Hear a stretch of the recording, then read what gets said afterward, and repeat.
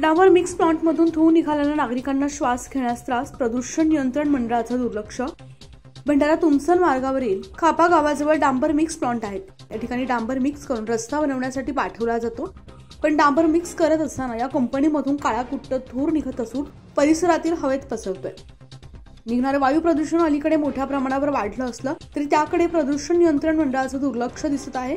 या धुरीमुळे नागरिकांना श्वास घेण्याचा त्रास होतोय, त्यामुळे आता या मिक्स प्लांटवर कुणाचं नियंत्रण असणार हाच खरा प्रश्न आहे।